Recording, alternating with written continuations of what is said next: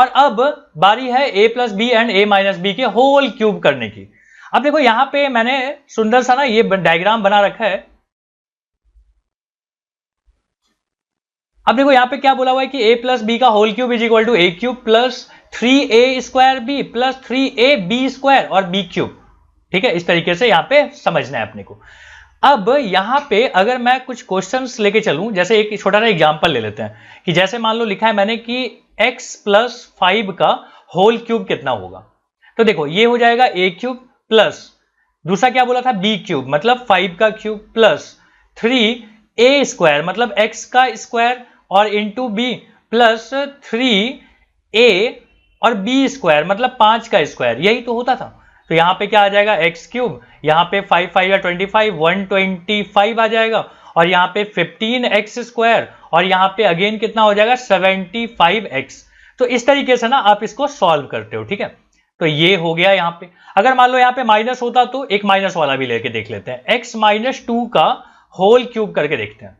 तो यहां पे क्या आ जाएगा a क्यूब प्लस प्लस नहीं, यहां पे माइनस था ना, माइनस b क्यूब मतलब 2 का क्यूब, फिर क्या लिखते थे माइनस 3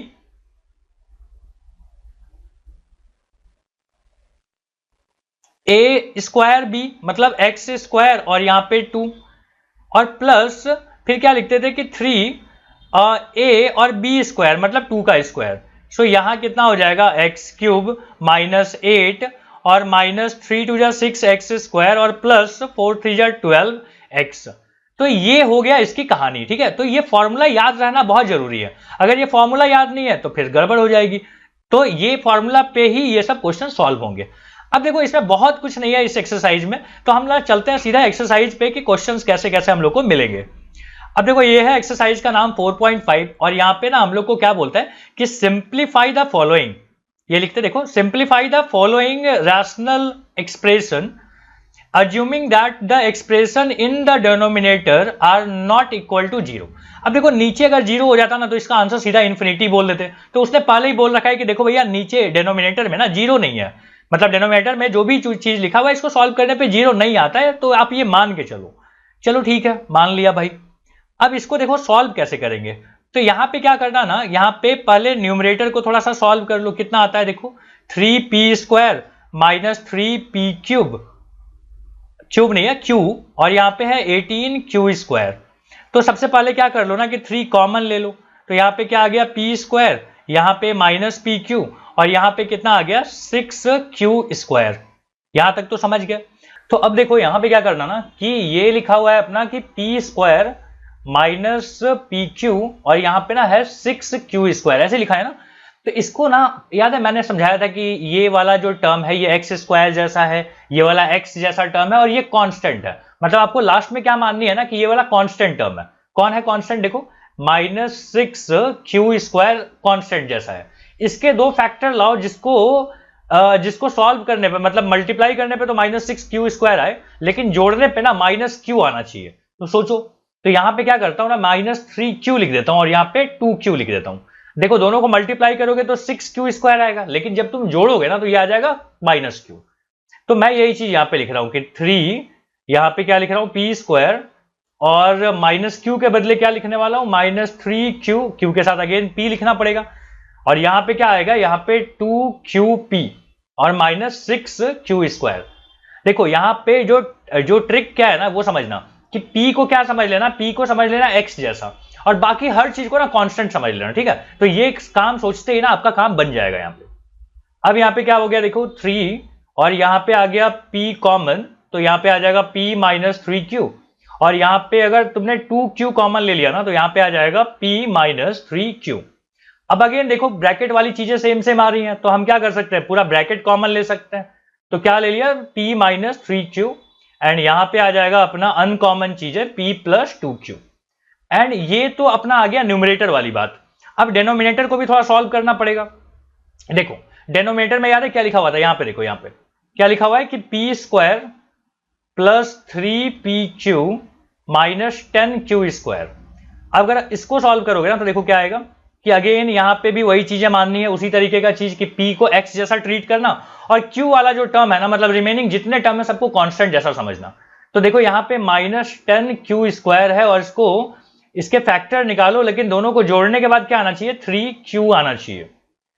तो कैसे चलेगा, देखो 5 और 2 मल्टीप्लाई कर लेते हैं, ये माइनस में ले लेना, यहाँ पे q लिख लेना, यहाँ पे भी q, और फिर दोनों को जोड़ोगे ना तो 3q आएगा। मतलब आप क्या लिखते हो, p², लास्ट वाले टर्म को तो एज इट इज लिख देते हैं, और ये जो बीच वाला टर्म है ना इसको आप लिखते हो 5qp, और यहाँ पे क्या लिखते हो, -2qp। अब यहाँ पे अगर p कॉमन ले लो तो यहाँ पे क्या बचेगा, p + 5q, और यहाँ पे क्या बचेगा, -2q कॉमन ले लो तो अगेन p + 5q बचता है। ठीक है यहां तक। अब यहाँ पे क्या करो कि p + 5q कॉमन ले लो, तो अनकॉमन कौन सा बचा, p - 2q। तो देखो न्यूमरेटर और डिनोमिनेटर दोनों को हमने रैशनलाइज कर लिया, मतलब दोनों को हमने फैक्टराइज कर लिया है। अब दोनों के फैक्टर्स मैं यहाँ पे लिख रहा हूं कि देखो न्यूमरेटर में तो तुम देखे थे क्या आया था, 3 और p - 3q, यहाँ पे क्या आया था, p + 2q। और डिनोमिनेटर में क्या आया था, देखो न्यूमरेटर बाय डिनोमिनेटर लिख रहा हूं, डिनोमिनेटर में आया था ये वाला बात कि p + 5q, और यहां क्या आया था, p - 2q। क्या कुछ कैंसिल हो सकता है, ध्यान से देखो, क्या कुछ कैंसिल हो सकता है। तो फैक्टराइज करने के बाद ना हम लोग को ये आंसर मिल रहा है। अगर कुछ कैंसिल हो जाता तो थोड़ा मजा आता, लेकिन कैंसिल नहीं हो रहा है, तो यही अपना क्या हो जाएगा ना, फाइनल आंसर। अब चलते हैं क्वेश्चन नंबर 2 पे। अब देखो यहाँ पे क्वेश्चन नंबर 2 थोड़ा साइड में यहाँ पे लिख देता हूं। देखो यहाँ पे ना सेकेंड पार्ट लिखते हैं, क्या लिखा हुआ है यहाँ पे कि n³ - 3n² m, और यहाँ पे लिखा हुआ है कि 3nm² - m³, और नीचे देखो डिनोमिनेटर में क्या लिखा हुआ है कि 5m² - 10mn और प्लस 5n²। ओके, अब इसको सॉल्व करते हैं, चलो।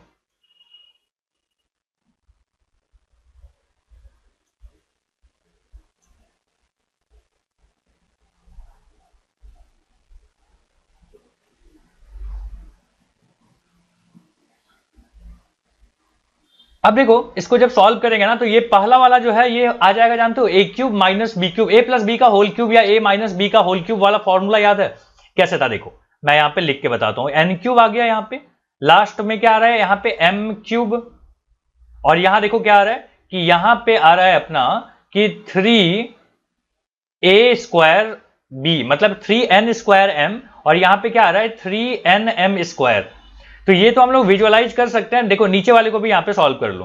देखो नीचे वाला यहाँ पे क्या है कि 5m² - 10mn, और यहाँ पे 5n²। तो अगेन क्या करोगे, 5n² और इंटू 5, मतलब 25n²। समझ रहे हो ना क्या किया मैंने, ये कांस्टेंट टर्म जैसा कंसीडर किया, और इसका कोएफिशिएंट दोनों को मल्टीप्लाई करके यहाँ पे लिखा।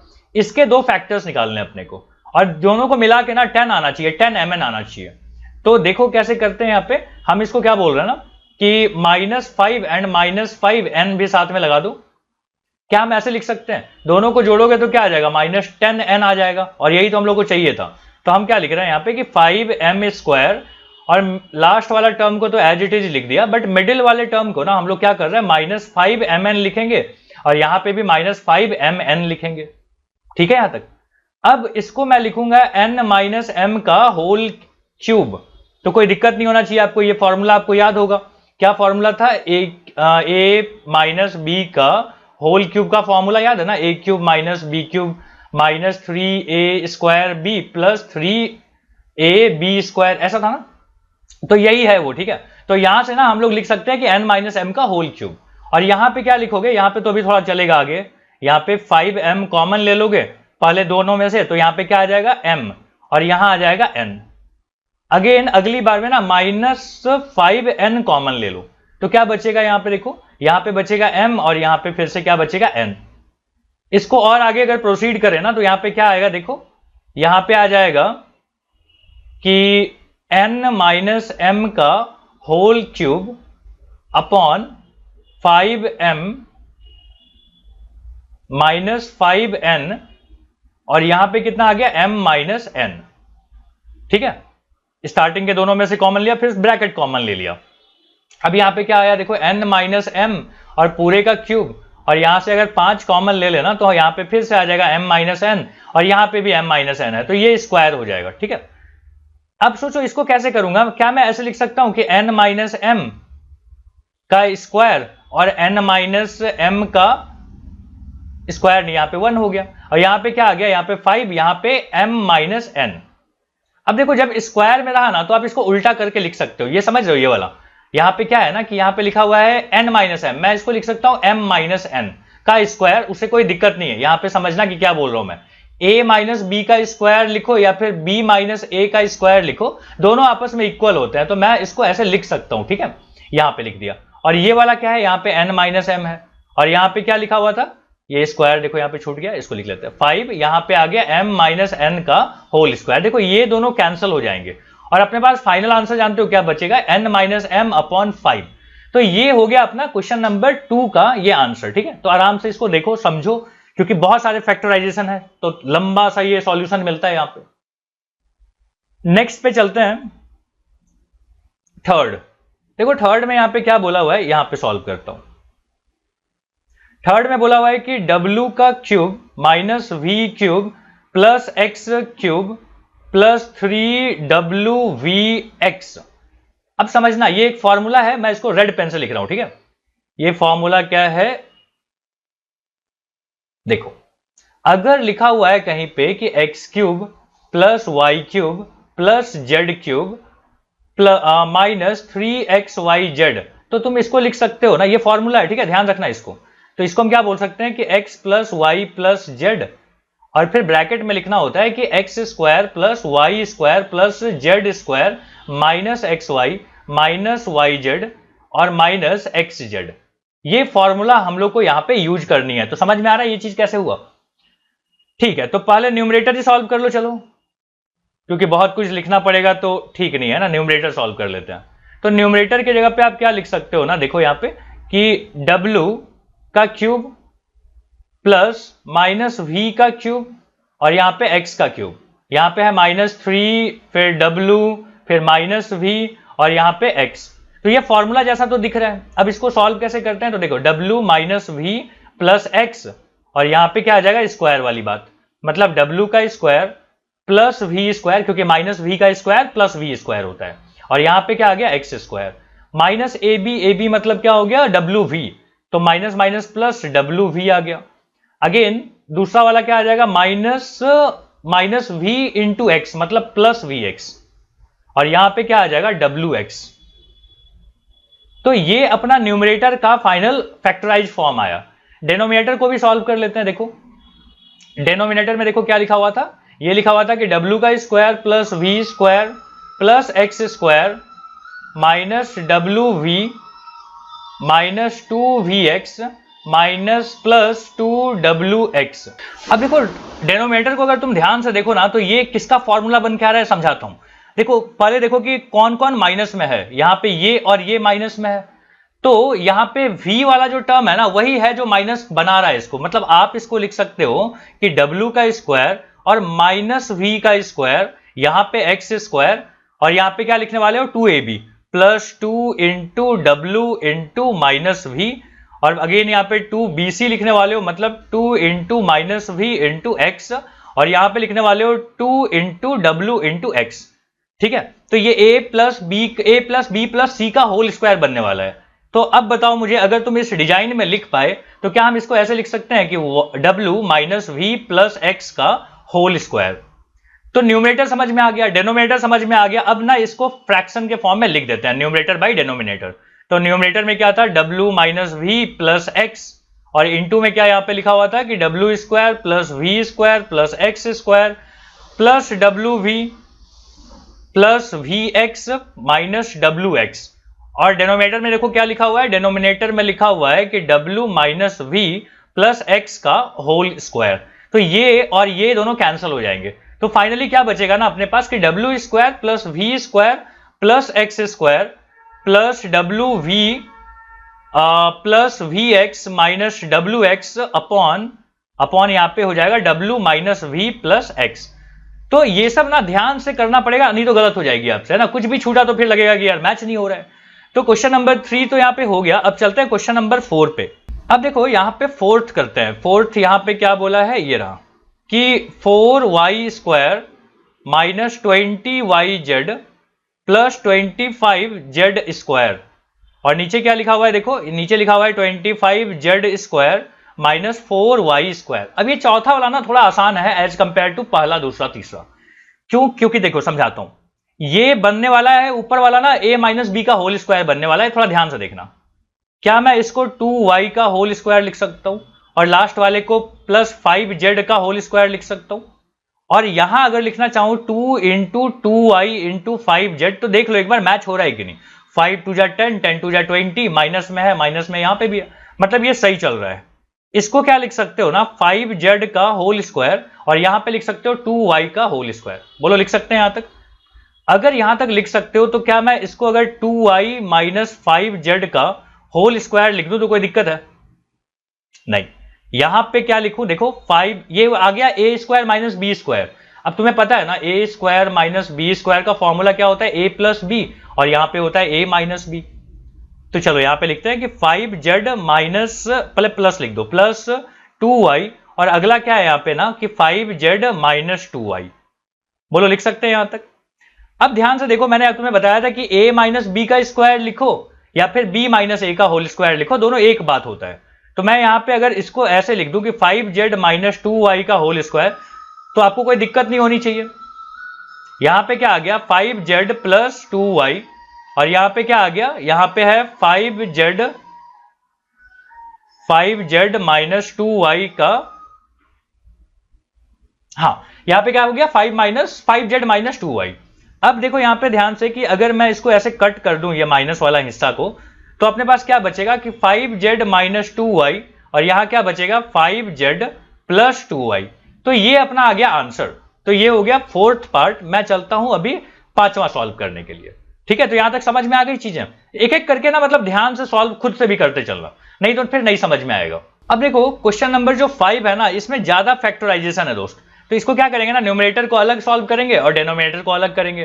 तो न्यूमरेटर में देखो क्या लिखा हुआ है, एक्स स्क्वायर प्लस एक्स और माइनस 6, ये एक फैक्टराइज करनी है। और यहां पे क्या करना है, x square minus 7x plus 12, इसको भी फैक्टराइज करनी है। तो चलो पहले इसी को सॉल्व कर लेते हैं। अब देखो यहां पे ये क्या है, या एक्स स्क्वायर का कोएफिशिएंट 1 है और इसका कितना है -6। तो आप क्या लिखोगे, आप यहां पे लिखोगे कि -6 के ना दो फैक्टर बनाओ जिसको हमको जोड़ने के बाद ना 1 आना चाहिए। तो मैं लिख रहा हूं कि 3 और -2, देखो दोनों को जोड़ोगे तो 1 आ जाएगा। मतलब आप यहां लिख सकते हो x square plus 3x minus 2x minus 6। और सेकेंड वाले के लिए भी यहीं पे सोच लेते हैं कि हम लोग को यहाँ पे क्या बनानी है, 12 बनाना है। 12 समझ गए ना, यहाँ पे एक्स स्क्वायर का कोएफिशिएंट 1 है, लास्ट में 12 है, दोनों को मल्टीप्लाई किया तो वो 12 आ गया। और यहाँ पे ना हमको लाना है फाइनली जोड़ के -7। तो मैं सोच रहा हूँ कि क्यों ना -4 और -3 रखा जाए, मल्टीप्लाई करने के बाद तो 12 आ जाएगा, लेकिन जोड़ने पे +7 आ जाएगा। मतलब आप यहां लिख सकते हो x square minus 4x minus 3x plus 12। अब क्या करना, अब यहां पे x कॉमन ले लोगे ना स्टार्टिंग वाले में, तो यहां पे क्या आ जाएगा x प्लस 3, और यहां पे अगर -2 कॉमन लिया तो अगेन x प्लस 3 आ जाएगा। सेकेंड वाले में भी देखो ऐसे ही करने वाला हूं कि x कॉमन ले लेंगे तो यहां पे आ जाएगा x माइनस 4, यहां पे -3 कॉमन ले लोगे ना तो यहां पे अगेन आ जाएगा x माइनस 4। अगर यहां पे जो ब्रैकेट वाली चीजें जो सेम सेम दिख रही हैं, इसको भी अगर मैं कॉमन ले लूं तो अनकॉमन यहां पे क्या बचा, x माइनस 2, ये लिख सकते हैं। और यहां पे देखो क्या आ जाएगा, यहां पे x माइनस 4 अगर कॉमन ले लोगे तो यहां पे बचेगा x माइनस 3। तो ये न्यूमरेटर के जगह पे ना ये 4 फैक्टर्स आप लिख सकते हो। अब मैं डिनोमिनेटर के भी फैक्टर्स लिख देता हूं। देखो यहां पे क्या लिखा हुआ है, x square minus 6x plus 8, और यहां पे क्या लिखा हुआ है कि दैट एक्स स्क्वायर माइनस 9। अब x square minus 6x plus 8 में 8 के फैक्टर निकालने पड़ेंगे, जिससे हमको क्या चाहिए, -6 चाहिए। तो मैं सोच रहा हूं कि -4 और -2 रख लेते हैं। मल्टीप्लाई करने पे तो 8 आ जाएगा, लेकिन जोड़ने पे -6 आएगा। तो यहां पे आप लिख दो एक्स स्क्वायर, यहां पे आ गया -4x, यहां पे -2x और यहां पे 8। अब अगर इसको सॉल्व करें, x कॉमन ले लिया जाए तो क्या आ जाएगा, x माइनस 4, यहां पे -2 कॉमन ले लोगे तो अगेन x माइनस 4 आ जाएगा। ठीक है, यहां तक तो अब यूज्ड टू हो चुके हो ना कि कैसे कैसे कॉमन हम लोग लेते हैं। ठीक है, अब यहां पे अगर x माइनस 4 कॉमन ले लूं तो यहां पे अनकॉमन क्या बचता है, x माइनस 2। और यहां पे इसको भी साथ में सॉल्व करते हैं कि यहां आ गया एक्स स्क्वायर माइनस 3 का स्क्वायर। अगले लाइन में क्या लिखने वाला हूं कि x प्लस 3, और यहां पे क्या लिखेंगे, x माइनस 3। सो यहां पे इन सब को एक साथ ना लिस्ट कर लेते हैं। बाद में न्यूमरेटर बाई डिनोमिनेटर जब मैं लिखूंगा तो न्यूमरेटर की जगह पे क्या लिखने वाला हूं, x प्लस 3, याद है ना, ये वाला, यही वैल्यू लिख रहा हूं। यहां पे क्या है, x माइनस 2, यहां पे क्या है, x माइनस 4 एंड लास्ट में है x माइनस 3। यहां पे देखो क्या लिखा हुआ है, x माइनस 4, यहां पे है x माइनस 2, यहां अगेन x प्लस 3 एंड यहां पे है x माइनस 3।